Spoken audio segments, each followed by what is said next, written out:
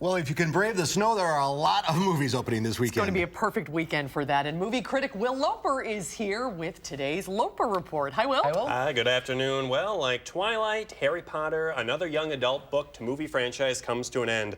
Julia Roberts goes dark, and a night of partying before Christmas is just another weekend at the movies. It's widely accepted that the coolest movie characters are the ones who have bows and arrows. This includes Legolas from Lord of the Rings, Hawkeye from the Avengers,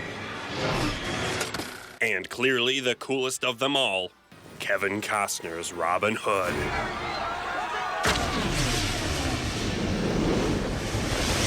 And this weekend's movie, The Hunger Games Mockingjay Part 2, featuring Jennifer Lawrence as Katniss Everdeen, is no different. Fans across the world are quivering with excitement for this final installment in the Hunger Games series. Katniss, the reluctant leader of the rebellion, takes the fight to the Capitol where Jack Bauer's dad lives, the evil President Snow.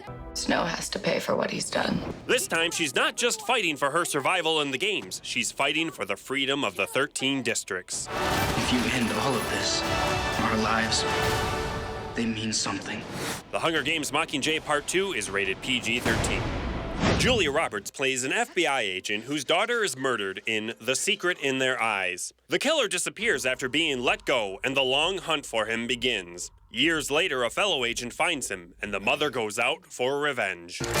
Maybe we go about this a little less officially. We gotta find this guy before Jess does. Although not typically known for this type of role, Julia Roberts has starred in thrillers before, like 1993's Pelican Brief, and of course 1997's Conspiracy Theory, opposite Mel Gibson. I wasn't right about it. No, I wasn't right. I was wrong. The Secret in Their Eyes is rated PG-13 and is a remake of the Argentinian Best Foreign Film Oscar winner from 2009. If you like your Christmas flicks with an extra helping of raunchy Rogan humor, The Night Before is your movie. In the film, a group of friends end an annual Christmas Eve tradition. 14 years ago to this very night, I lost my parents. and you guys have been with me every single Christmas since then. Chris is just too famous to hang out with us anymore. And Isaac's about to have a baby. This year, instead of just hanging out, they hit the town in New York, hunting for the best Christmas parties. Along the way, they get into all kinds of trouble. The Night Before is rated R. That's not going to end well.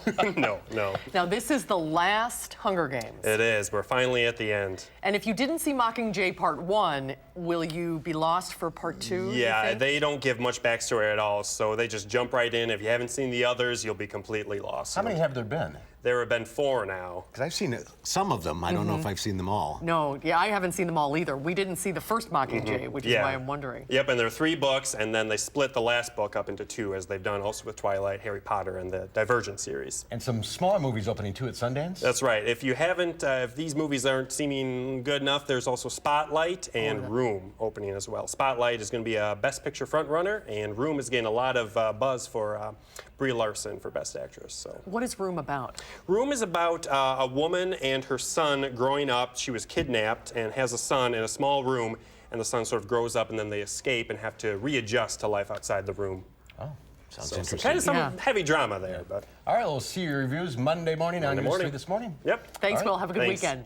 How much snow are we going to get?